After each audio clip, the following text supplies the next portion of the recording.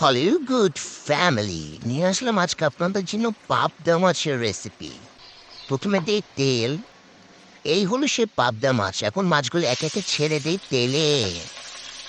এখন খুব সুন্দর করে ছেড়ে দিলাম তেলে। ভাজার পর এখন ভাজবো পেঁয়াজ। পেঁয়াজ দিয়ে দিই একটু নাড়াচাড়া। নাড়াচাড়া দেওয়ার পর দিয়ে দিই পেঁয়াজ বাটা, রসুন বাটা, মরিচ বাটা, সরিষা বাটা। এই নাড়াচাড়া। এরপর দিয়ে দিই হলুদ, এরপর দিই লবণ, দিয়ে একটু নাড়াচাড়া। দিয়ে দেবো পানি পরিমাণ মতো, একটু কষিয়ে নিই মশলাটা। আহ এখন মাছগুলি, এই সে ভাজা মাছ, দিয়ে দেই ভাজা মাছগুলি সুন্দর করে কষানো মশলায়।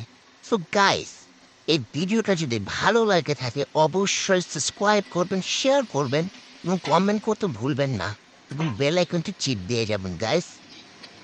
আর নতুন নতুন রেসিপি জানতে হলে অবশ্যই কমেন্টস করবেন। সো পাবদা মাছের রেসিপি শেষ হয়ে গেল গাইস, দেখেন কি লাগছে, খুবই সুস্বাদু।